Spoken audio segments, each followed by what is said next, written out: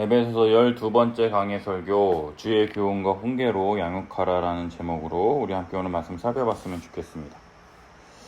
부모 말 잘 들으면 자다가도 떡이 생긴다라고 하는 우리의 속담이 있습니다. 이 말처럼 부모님의 삶의 경험과 지혜를 따라 순종하면 좋은 결과를 맺는다는 것이죠.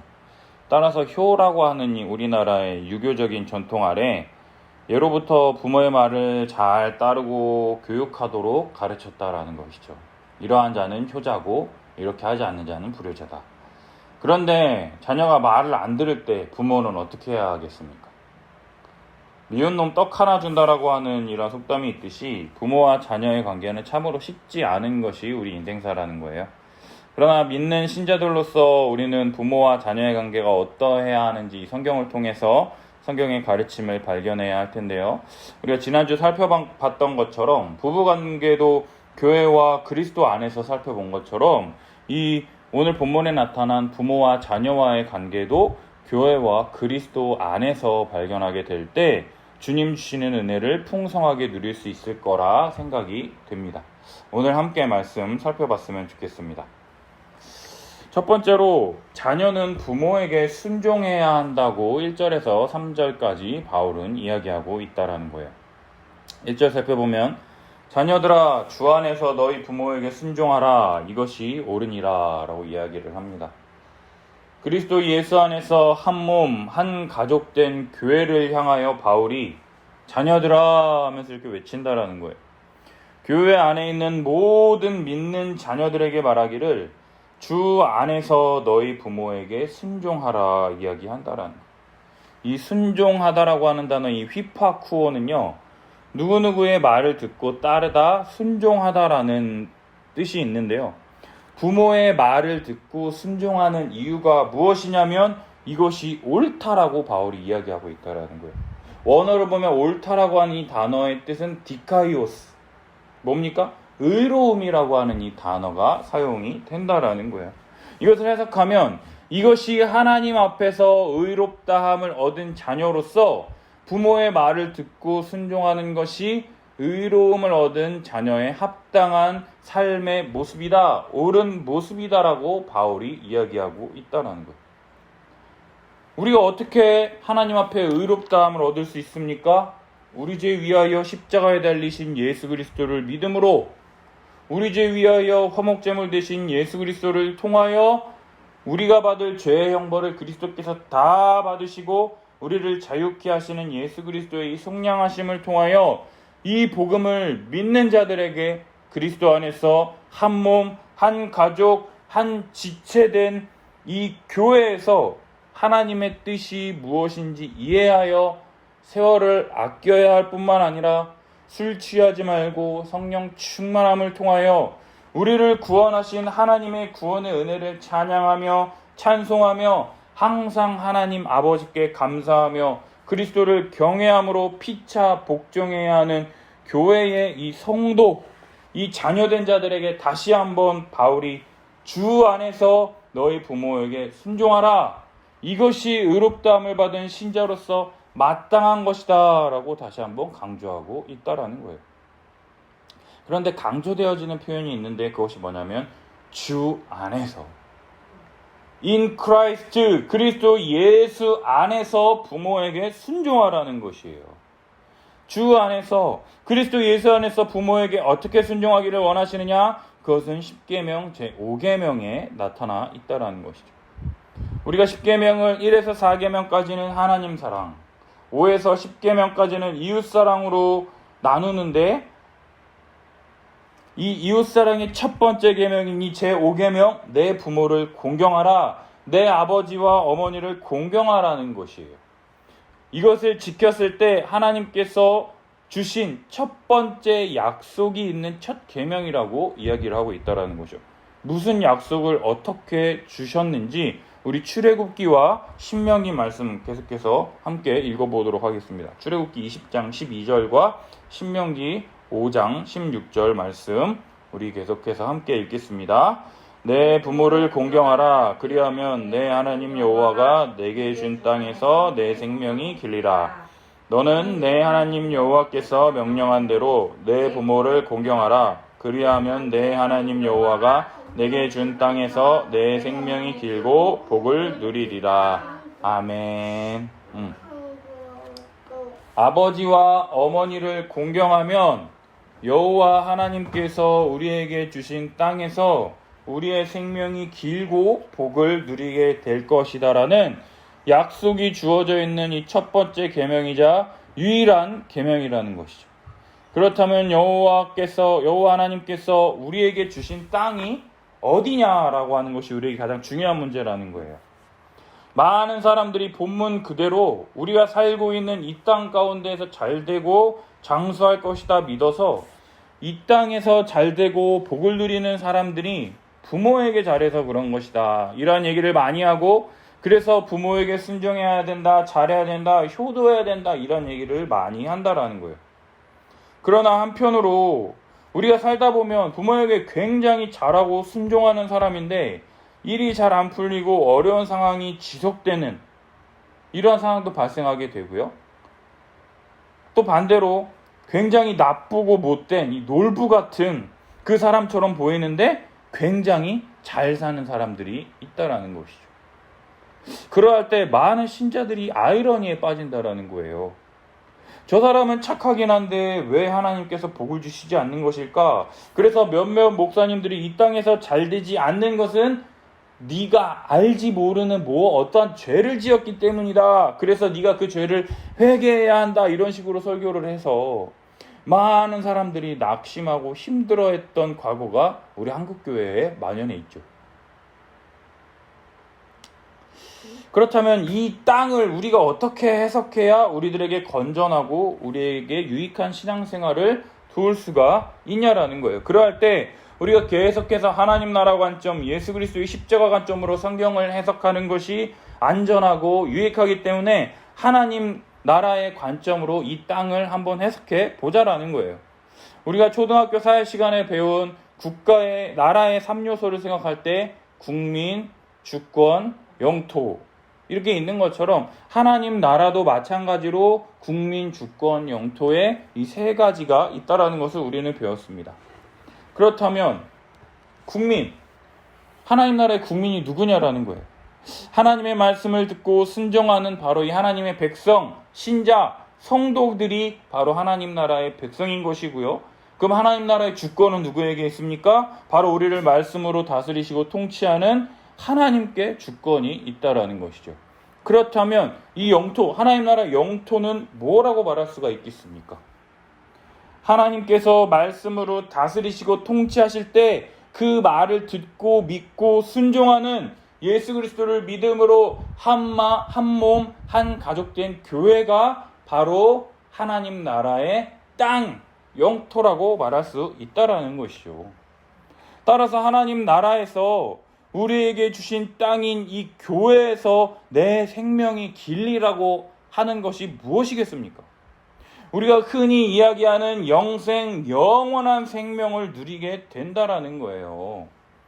주 안에서, 그리스도 안에서 부모님의 말씀에 순종하여 부모를 공경하는 것이 하나님이 원하시는 옳은 삶일 뿐만 아니라 그러한 삶을 살아가게 될 때 하나님이 주신 땅, 교회에서 영원한 생명을 누리게 된다라는 것이죠. 이렇게 생각해 보니요, 에이씨, 뭔가 좀 약한 것 같지 않습니까? 차라리 이 땅에서 잘 되고 영원한 생명도 또 이렇게 함께 또 받으면 좋지 않겠습니까? 그러나 이것은요, 우리 주님께서 교회에 주신 복과 은혜에 대해서 조금도 이해하지 못하는 모습이라는 거예요. 우리가 교회를 통해서 매주 선포되어지는 이 하나님의 이 말씀을 통해서 하나님의 뜻을 분별하고 그 말씀의 순종함을 통해서 우리에게 베푸신 이 엄청난 은혜를 날마다 기억하고 기념하며 찬양할 뿐만 아니라 한몸된 교회 지체들을 통해서 나에게 주신 은사들과 여러 가지 재능들로 한몸된 교회를 섬길 때요, 교회에서 누리는 복과 유익이 얼마나 큽니까? 이전에는 나밖에 모르던 이기적인 사람이었던 자가요, 교회에 속해서 교회에 주신 복과 은혜를 계속해서 발견해 나가고, 이건 보물찾기처럼 이런 게 있었어? 이런 게 있었어? 막 이러면서 또한 하나님이 베풀어 주시는 이 은혜를 충만히 누리며 살아갈 뿐만 아니라 이러한 은혜가 교회를 통해서 계속해서 공급됨을 통해서 마르지 않는 샘처럼 계속해서 공급됨을 통해서요, 우리가 그리스도의 장성한 분량에까지 자라가며 계속해서 이 자라감을 통해서 하나님께 영광 돌리며 감사하는 삶이 우리들 가운데 계속된다라는 것이죠. 이것이 하나님이 교회에 주시는 복과 안식을 누리는 진정한 행복, 영생의 삶이라는 거예요. 이러한 삶이 계속해서 죽지 않고 영원히 살아간다고 한번 생각해 보십시오. 이 땅에서 이미 하나님 나라에 들어가 누리게 될 삶을 맛보고 있다라면, 이 교회 안에서 누리고 있다면, 이 땅에서 삶이 천국에서도 계속된다고 생각하면 우리는 어떨 것 같습니까? 이게 보잘것없을 것 같습니까? 천국에서의 삶을 이 땅에서 미리 맛보는 것만큼 더 영광스러운 것이 어딨냐라는 거예요. 많은 사람들이 이 땅이 괴롭고 죽겠고 못 살겠는데 우리는 이 땅에서 천국을 맛보고 있다라는 것이 얼마나 큰 영광인데, 서로 눈만 마주쳐도 마음이 통하고 호흡이 맞고 이러한 팀워크가 어디 있냐라는 거예요. 세상 어디를 봐도 이러한 경험을 어디서 하냐고요. 우리의 이전의 삶을 한번 생각해 보라는 거예요.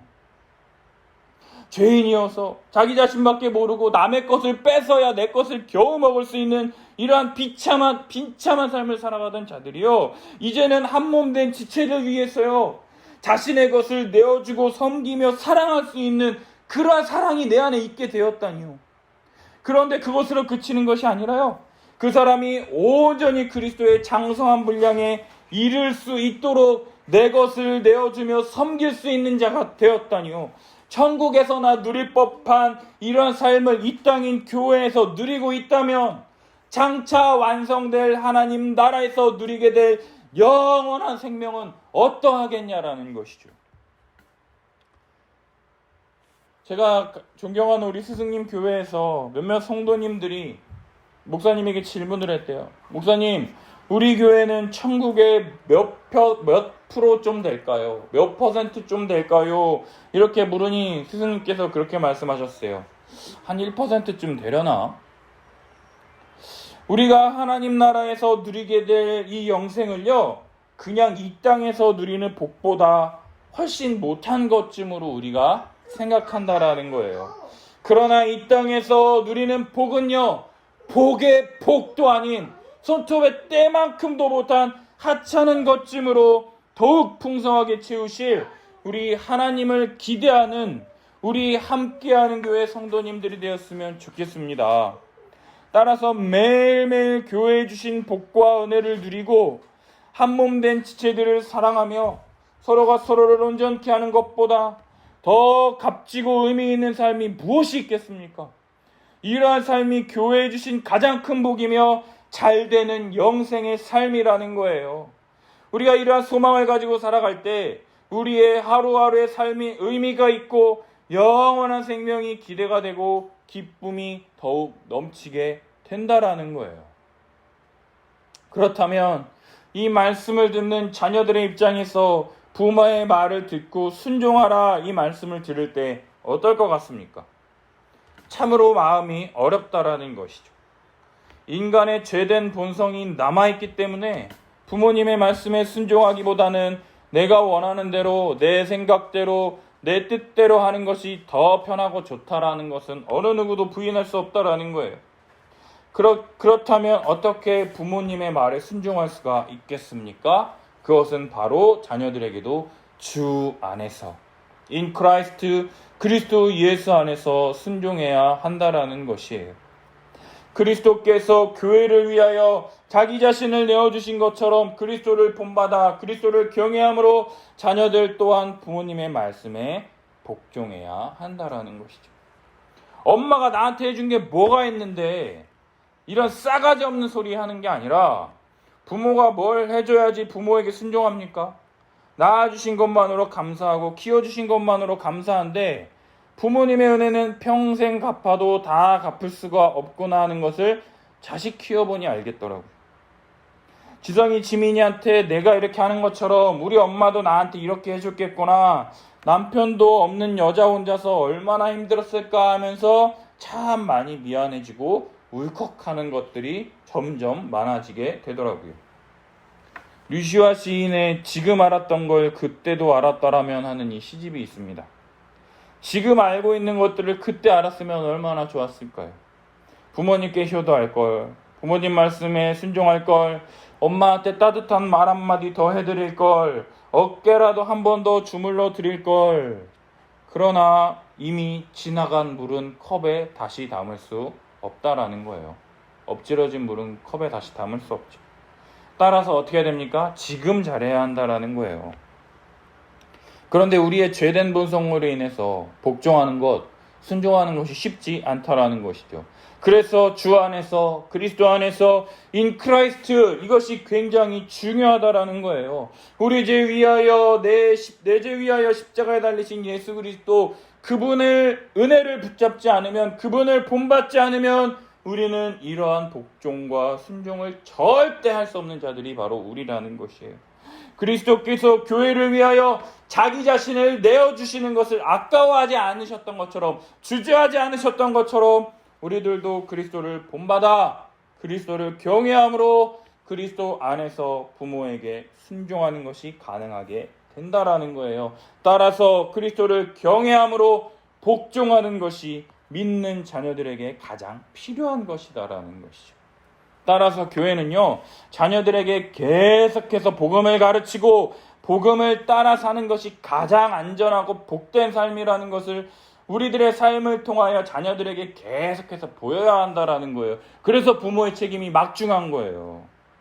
아, 우리 부모님처럼 살아가는 게 좋은 것이구나, 정말 이렇게 사는 것이 주님께 복받는 것이구나 라고 하는 것을 자녀들이 느끼고 받아들이게 될 때 자녀들 또한 그러한 삶을 물 흐르듯이 자연스럽게 살아가게 된다라는 것이죠. 이러한 거룩한 부담감이 우리 함께하는 교회 우리 성도들에게 있었으면 좋겠습니다. 두 번째는요, 부모는 자녀를 노엽게 하지 말고 주의 교훈과 훈계로 양육해야 한다라는 거예요. 4절 보면 아비들아 너희 자녀를 노엽게 하지 말라 오직 주의 교훈과 훈계로 양육하라 이렇게 이야기합니다. 노엽게 하지 말라고 하는 이 파로르기조라고 하는 이 단어는요, 성나게 하다, 경노하게 하다라는 의미를 가지고 있어요.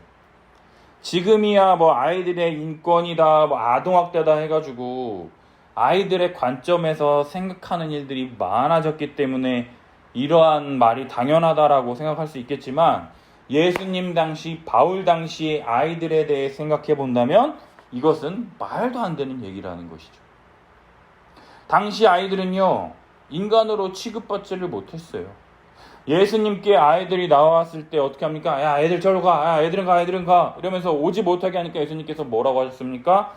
이 어린아이들을 오게 하신 다음에 이 어린아이들처럼 하나님 나라를 받들지 않는 자는 결단코 하나님 나라에 들어가지 못하리라 말씀해 주시고, 또 오병이어 7병이어 이런 기적을 베푸셨을 때 성인 남자 5,000명 7,000명만 셀 정도로, 여자와 어린아이는 인간 대접도 받지 못하는 너무나도 그러한 열악한 상황, 아이들을 무시하고 천대하는 것은 당연하고 일상적인 것이다라는 거예요.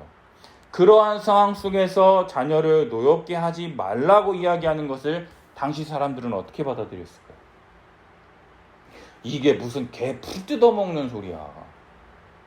부모의 말에 순종하는 것이 마땅한 것이지 어떻게 부모가 자녀를 노엽게 하지 말라 말할 수가 있냐라는 것이죠.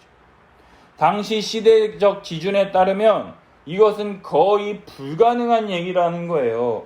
그러나 이렇게 행할 수 있는 근거가 무엇이냐면, 자녀들에게는 주 안에서 순종하라 이야기했다면 부모에게는 오직 주의 교훈과 훈계로 양육하라고 바울은 이야기하고 있다라는 거예요. 당시 자녀는요, 부모의 소유, 부모의 재산인 소, 말, 양과 같은 존재였어요.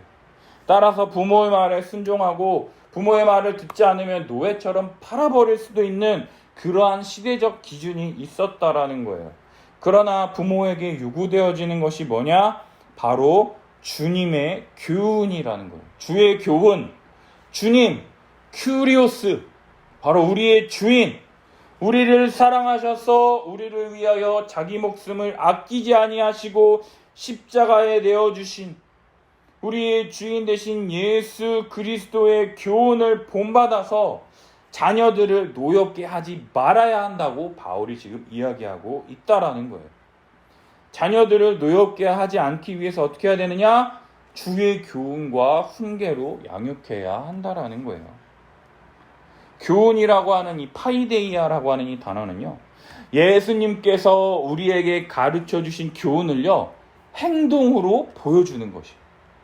예수님께서 우리에게 발을 씻기고 우리에게 먹을 것을 내어주셨던 것처럼 우리들도 자녀들의 발을 씻기고 자녀들을 사랑해서 우리의 먹을 것을 내어주어야 하는 행동으로 보여주는 것이에요. 그리고 또 훈계라고 하는 이 누데시아는요, 예수님께서 우리에게 가르쳐 주신 말씀을 계속해서 가르치고 권면하는 것이 필요하다라는 거예요. 따라서 백문이 불여일견이다라고 하는 이 속담이 있습니다. 100번 묻고 듣고 답하는 것보다 한 번 보는 것이 낫다라는 것이죠. 부모가 말만 뻔지르르 하는 게 아니라 예수님께서 날마다 우리들에게 말씀을 가르쳐 주시고 하나님 사랑, 이웃 사랑의 최고의 사랑인 십자가로 말미암아 엄청난 은혜와 사랑을 우리에게 보여주신 것처럼 우리도 예수 그리스도의 사랑을 본받아 예수님이 우리를 사랑하셔서 십자가 사랑을 우리에게 베풀어 주셨던 것처럼 우리들도 자녀들에게 예수님께서 우리에게 사랑하신 십자가 사랑을 자녀를 사랑하는 것으로 나타내 보여야 한다라는 것이죠. 뿐만 아니라 예수님의 말씀, 예수님의 가르침을 계속해서 가르치고 권면해야 한다라는 것이에요. 유대인들은요, 쉐마라고 해서 주님의 말씀을 밥상머리에 앉아서 밥 먹기 전에 매일매일 계속해서 가르치며 33번 가르치며 쉐마의 말씀을 적은 것을요, 이마와 손목에 매어 그것을 늘 기억하고 묵상하고 하는 것처럼 우리 자녀들에게도 예수 그리스도의 말씀을 계속해서 가르칠 뿐만 아니라 그 말씀대로 살아갈 것을 계속해서 권면하고 지도하는 책임이 바로 부모에게 있다라는 것이죠. 왜냐하면 자녀는 부모의 거울이기 때문이다라는 거예요. 따라서 자녀가 신앙이 없다 그러면 그 부모가 100% 신앙이 없다라는 것이 나타난다라는 것이죠. 왜냐? 부모의 평상시의 모습이 그 자녀를 통해서 그대로 나타나기 때문이라는 거예요.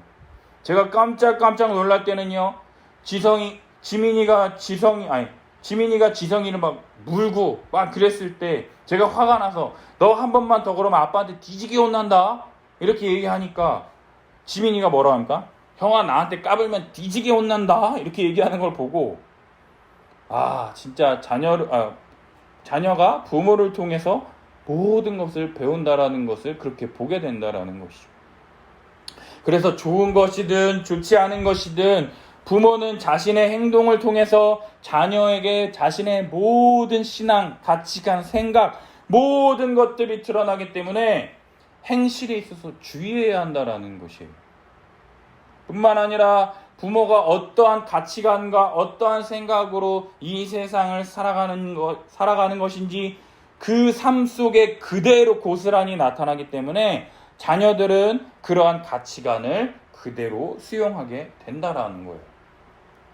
콩 심은 데 콩이 나고 팥 심은 데 팥이 나게 돼 있어요. 콩 심은 데 절대로 팥이 나지 않는다라는 거예요.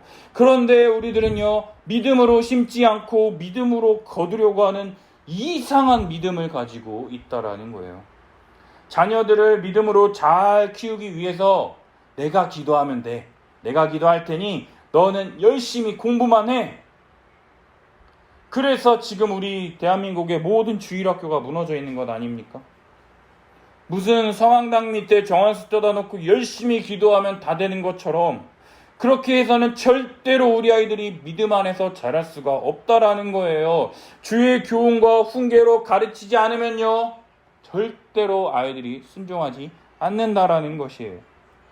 내가 말씀을 삶으로 살아가는 것을 아이들에게 보여줌과 동시에 주의 말씀을 계속해서 가르치며 권면함을 통해서 함께 믿음으로 살아가는 모습을 자녀들에게 보여주어야 한다라는 것이죠. 그래서 자녀들에게 미치는 부모의 영향력이 엄청나게 크다라고 할 수 있다라는 거예요. 그래서 내가 잘못하면 내 자녀들이 잘못하는 것이다라고 하는 두려운 마음으로 늘 하나님 앞에서 겸손하게 은혜를 구하며 신앙생활을 해야 한다라는 것이죠. 근데 이게 쉽습니까? 먹고 살다 보니 말씀 듣는 것도 놓치게 되고 몸이 피곤하니까 이렇게 하게 되면서 점점 부모들이 주일학교라고 하는 이 교회의 신앙교육을 온전히 맡겨놓고 자신들의 가정에서는 아무것도 하지 않는 현실이 우리들의 삶이라는 것이죠. 그래서 우리는 가정에서 가정예배 드리는 것만으로 만족해하는 가족들이 굉장히 많다라는 거예요. 아무것도 안 하고 그냥 가정예배 드리는 것만으로 우리는 그래도 믿음의 가정이야. 아이들이 말씀 안에서 온전히 서 있을 거야. 그게 되겠습니까, 여러분? 그게 되겠어요? 우리 아이들이 예수 그리스도의 십자가 복음에 대해서 정말로 잘 알고 있는지 점검하고 확인해야 된다라는 거예요. 우리 믿음의 선배들은요, 주기도문, 사도신경, 이 10계명에 대해서 잘 알고 믿고 가르쳤는데 왜 지금의 우리 아이들은 이 40주, 사도신경, 10계명, 이 주기도문이라고 하는 이 기본적인 기독교의 교리도 모르면서 구원 얻는다라고 하는 잘못된 교리, 왜 우리의 바램들을 아이들에게 가르치고 있냐라는 거예요. 왜 아이들의 영어학원, 수학학원, 태권도 학원은 죽어라 보내면서 왜 우리 아이의 신앙교육이 있어서만큼은 나중에 조금 더 크면 하지 이렇게 천하태평하고 자빠져 있습니까? 고3 때 잠깐 반짝 공부한다고 해서 서울대 갈 수 있습니까? 그러면서 왜 신앙교육은 왜 시험 전날 벼락치기 하듯이 교회에만 맡겨버리냐라는 거예요. 그것도 그냥 1시간 예배 출석하는 것만으로 아이들의 신앙이 자란다라고 할 수 있겠냐라는 것이죠. 따라서 신앙이 정말로 중요하다고 믿는 우리 부모님들은요, 아이들의 신앙에 있어서만큼은 관심을 갖고 나 먼저 이것을 믿고 있는지 점검하고 내가 먼저 배우고 난 뒤에 우리 아이들에게 직접 가르치는 것이 그 무엇보다 중요하다라는 것이에요. 그런데 마음은 원이로되 육신이 약해서 절대적인 시간이 부족해서 말씀대로 살고 싶지만 살기 원하지만 그것이 쉽지 않은 것이 우리들의 삶이라는 것이죠. 어느 누가 주님의 뜻대로 살고 싶지 않겠습니까? 그래서 우리들은요, 내가 할 수 있는 것과 할 수 없는 것을 구분지어서 내가 할 수 있는 것들만 잘 지키려고 애쓴다라는 것이에요. 우리들 보면은요, 우리 아내처럼 혼자서 책 읽고 공부하는 것 좋아하는 사람들은요, 성경 읽기 혹은 큐티하는 것에 목숨을 겁니다. 성경 연구에 목숨을 걸어요. 그래서 큐티하는 것, 성경 몇 독했다, 피사 몇 번 했다 자랑한다라는 거예요. 근데 그럼 뭐합니까? 정말로 그리스도의 사랑으로 사랑하고 섬겨야 할 곳에서는 그 사랑을 실천하지 않고 나를 좋아하는 사람들, 내가 사랑하는 사람들만 사랑하고 섬기는 그것만을 잘하는 것. 이런 것들에 대해서 예수님은요, 이방인과 세리도 그리하느니라 말씀하셨던 것처럼 불신자들의 행위를 그대로 따라하고 하고 있다라는 거예요. 이게 바로 우리의 현실이라는 것이죠.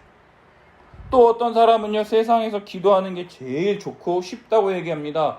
그래서 하루 1시간, 2시간 기도합니다. 그런데 기도하는 내용이 전부 뭡니까? 하나님, 내가 이렇게 하는 거 잘 되게 해주시고 우리 아이들이 잘 되게 해주시고 범사에 복되고 범사에 감사하며 범사에 막으면서 막 오로지 자기가 원하는 것들의 강구만 1시간, 2시간 동안 늘어낸다라는 것이죠.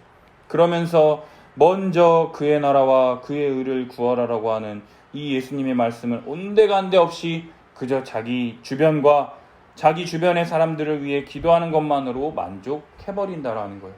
그러면서 나는 하나님께 사랑받기 충분해. 나는 구원받을 자격이 있어. 나는 많은 사람들 앞에서 나의 이 신실한 모습을 보여줬기 때문에 나는 이 정도면 충분해 라고 하면서 스스로 만족한다라는 것이죠. 사랑하는 여러분, 정말 이 정도면 충분합니까? 내가 잘하는 것만 하고 못하는 것은 주님께서도 이해하시고 용서해 주실 거야. 우리 주님 정말 그러한 분이십니까? 정말로 우리의 있는 모습 그대로 주님 다시 오셔서 우리를 심판하실 때 괜찮다라고 하실까요? 율법의 행위로는 의롭다함을 얻을 육체가 없다고 성경에 기록되어 있는데 우리가 잘하는 몇 가지들로 우리는 구원받았다고 안전하다고 나는 영생을 얻었다라고 말할 수 있겠냐고요. 사람들이요 대체로 평안할 때는요 아무런 문제가 없어 보이는 것 같아요. 그러나 우리의 신앙이 진짜라는 것이 언제 드러나느냐? 바로 어려운 일이 생겼을 때, 고난이 닥쳤을 때, 문제가 생겼을 때 그 사람의 신앙이 진짜인지 가짜인지 드러난다라는 거예요. 우리의 신앙이 진짜라고 한다면요 성경에 기록된 말씀 그대로 주님께서 우리에게 말씀하신 것들, 성경에 1.1획도 없어지지 않고 다 이루리라 하신 그 말씀처럼 주님께서 일하실 것이다라고 하는 믿음으로 살아가야 되는데, 주님의 이 말씀을 우리의 상태에 따라서, 우리의 환경에 따라서 귀에 걸면 귀걸이, 코에 걸면 코걸이처럼 아유 그래 말씀대로 살면 좋지, 근데 어떻게 그렇게 다 말씀대로 살아가냐 이러면서 스스로 타협하고 믿음이 없음에도 불구하고 자신이 믿음이 있다라고 믿는 그 믿음으로 말미암아 하나님 앞에 나아가게 될 때 정작 하나님 앞에서 우리는 어떻게 되겠습니까? 바울은요 우리에게 믿음의 선한 싸움을 싸우라라고 우리에게 이야기한다라는 거예요. 우리가 지금 믿음을 가졌다라고 해서 이 믿음이 영원히 보증되어지는 것이 아니라 주님 앞에 가기 전날까지 계속해서 우리의 믿음을 지키기 위해서 애써야 하며 은혜를 구해야 한다라는 것이죠. 예수 그리스도를 믿음으로 말미암아 우리의 구원이 취소될 수는 없습니다. 맞아요. 그러나 우리의 믿음을 잃어버리게 하는 이 사탄 마귀는요 우는 사자와 같이 두루다니며 삼킬 자를 찾는다라는 거예요.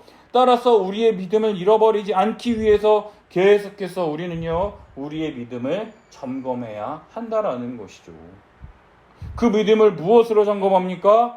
바로 주의 교훈과 훈계로 날마다 자기 자신을 먼저 점검해야 한다라는 거예요. 주님의 말씀을 통해서 우리가 날마다 하나님 앞에서 우리 자신을 점검하고 또한 우리에게 선물로 주신 이 교회를 통해서 날마다 주님의 말씀을 듣고 이 한몸된 이 교회 지체들을 통해서 도움을 받고 함께 섬기며 날마다 그리스도의 장성한 분량에까지 자라가야 한다라는 것입니다. 이뿐 아니라 각 가정에서 부모가 가진 은사들로 자녀들을 가르치는 데는 한계가 있어요. 우리 아내는 영어하고 중국어를 잘 가르칩니다. 피아노도 잘 가르칩니다. 잘해요. 그러나 우리 아내가 잘하는 그 부분들은 있지만 우리 아내가 못하는 부분들이 있잖아요. 그러나 교회는요 내 자녀를 내 아이처럼 돌보며 사랑하는 여러 형제자매 지체들을 통해서요 많은 사람들이 각자가 가진 은사들로 아이들에게 믿음에 대하여 가르치며 또 여러 가지 본을 보이며 믿음으로 살아가는 것이 무엇인지 아이들에게 공동체적으로 보여줄 수 있다라는 것이죠. 교회에 3대 사명이 있습니다. 교회 3대 사명, 예배, 양육, 선교예요. 예배를 통한 바른 말씀의 선포를 통해서 많은 성도들이 매주 하나님의 말씀인 이 성경 말씀을 듣고 하나님의 은혜를 누리며 영적으로 갈급해하지 않게끔 생명수가 날마다 공급되게끔 이 하나님의 이 예배를 통해서 받은 은혜를 계속해서 교회 회원들인 이 형제자매 지체들과 그 회원들의 자녀들의 이 양육을 위해서요 모든 성도들이 애쓸 때 나와 같은 성도 한 사람을 만들기 위해서 세우기 위해서 교육하고 가르치는 것이 바로 양육이라는 거예요. 우리가 영어를 12년 동안 배웠는데 왜 영어를 잘 못합니까? 책으로만 배우고 잘 사용하지 않으니까 잘 못하는 것처럼 신앙으로 삶을 살아가고 성경적 가치관, 세계관을 가지고 하나님이 우리에게 주신 복음과 은사를 가지고 이 세상을 다스릴 수 있다는 믿음을 자녀들에게 심겨주는 것이 중요하다라는 것이죠. 또한 마지막 사명인 이 선교에 대한 정의가 모든 교회마다 각각의 차이가 있을 수는 있어요. 그러나 뭡니까? 복음을 전해서 교회를 세우는 것, 예수님의 제자를 세우는 것이 바로 이 선교의 사명인 거잖아요. 그러나 우리 함께하는 교회는요, 아직 개척교회예요. 인원도 얼마 없어요. 그러니까 우리가 할 수 있는 선교의 사명이 무엇입니까? 성경적 목회자를 통해서 성경적 교회를 세우는 것이 우리 함께하는 교회의 선교라는 것이죠. 그래서 우리 함께하는 교회는 대한민국의 교회를 섬긴다라는 명목 아래 한 측의 사람들 사역에 깊이 헌신하며 동역하고 있다라는 거예요. 날마다 한 책의 사람들의 후원 헌금을 합니다. 선교 헌금을 합니다. 그리고 또 몇몇 교회들을 후원하기도 하고요. 몇몇 전도사님들에게 식사 대접을 하기도 하고요. 커피를 대접하기도 한다라는 것이죠. 왜냐하면 이것이 목사인 저에게 주님이 제게 주신 사명인과 동시에 함께하는 교회의 선교 사명이다라는 거예요. 그래서 우리는 우리 교회의 성도를 데려오기 위하여 전도하지 않아요. 다만 예수 그리스도의 제자가 될 수 있도록 복음을 가르친다라는 거죠. 그래서 때로는 더디기도 하고 성도가 쉽게 늘지 않을 수도 있지만 우리 교회에 오기만 하면 복음에 대해서 올바로 들을 수 있고 주님이 가르쳐 주신 복음의 의미에 대해서 바르게 배울 수 있다라는 장점이 우리 교회에 있다라는 것이죠. 우리 교회만이 정답이 아니라 우리 교회가 가진 은사가 이러한 것이라는 거예요. 따라서 함께하는 교회는 다음 세대 교육에 굉장히 관심이 있습니다. 우리 아이들에게 어떻게 예수 그리스도의 십자가 복음에 대해서 가르칠 것인지, 예수 그리스도의 십자가 복음, 기독교 세계관을 가지고 이 세상 가운데 어떻게 살아가며 어떻게 이 세상을 섬길 수 있을 것인지, 또 세상을 섬기며 살아가는 가정 가운데 이 세상 속에서 어떻게 지혜롭게 살아갈 것인지, 이러한 것들을 공부하며 계속 해나가야 하기 때문에, 우리 두 사람만으로는 이게 한계가 있기 때문에 우리 함께하는 교회에 성도들이 점점 많아졌으면 좋겠다, 주님의 은혜 베풀어 주셨으면 좋겠다 하는 생각이 있다라는 거예요. 지금은 저도 복음에 대해서 지식이 많이 부족하고 복음의 이 풍성한 은혜와 능력에 대해서 연구하는 과정이기 때문에 더 많이 연구하고 책을 읽고 성도들에게 진짜 이 복음이 기쁜 소식이 될 수 있도록, 이 복음만이 이 어두운 세상 가운데 유일한 해답임을 더욱 선명히 드러낼 수 있도록 연구해야 할 뿐만 아니라 우리 자녀들을 잘 가르쳐야 된다라는 사명이 제게 점점 더 커지는 것 같습니다. 우리 지성이 지민이가 목사 자녀로 태어났다라는 것은요, 주님의 큰 은혜입니다. 따라서 두 자녀를 말씀으로 잘 양육해서 많은 이들에게 본을 보일 수 있도록, 지금까지는 감사하게 아이들이 잘 컸는데 주님의 말씀과 교훈으로 잘 양육해서 내 품 안에 있을 때 복음을 확실하게 알고 믿고 세상을 섬기는 주의 군사가 될 수 있도록 은혜를 구해야겠다, 이런 생각이 많이 듭니다. 내 뜻과 바람이 아닌 오직 주의 교훈과 훈계로 양육할 때에만 자녀를 노엽게 하지 않으며 양육하게 할 수 있다라는 것이에요. 이제 말씀을 마치려 합니다. 오늘 본문은요, 자녀와 부모에게 주시는 하나님의 말씀입니다. 사랑하는 여러분, 예수 그리스도를 믿음으로 하나님의 백성, 거룩하게 된 신자들은요, 세상의 기준이 아닌 오직 그리스도를 본받아 서로 피차 복종하는 것에 대해서 바울은 계속 이야기한다라는 거예요. 세상은 이 정도면 됐다, 이만하면 됐다 이야기하지만요, 성경은 이만하면 됐다가 아니라 주님의 영광을 위하여 주님이라면 어떻게 하셨을까 라고 하는 믿음이 우리의 기준이 된다라는 거예요. 내가 생각하는 것이 우리의 기준이 아닌 하나님의 영광이라고 하는 관점에서 서로를 섬기고 배려하고 헌신한다면 우리 교회는 더욱 건강하고 주님의 영광을 위하는 함께하는 교회가 될 수 있지 않을까 생각합니다. 우리 한 주간 동안 부모들은 자녀를 노엽게 하지 말며 주의 교훈과 훈계로 잘 양육하고 또한 자녀들은 이러한 부모님의 말씀에 순종함으로 하나님이 주시는 복과 안식을 누리는 우리 함께하는 교회 성도들이 되기를 예수님의 이름으로 축복합니다. 우리 함께 기도했으면 좋겠어요.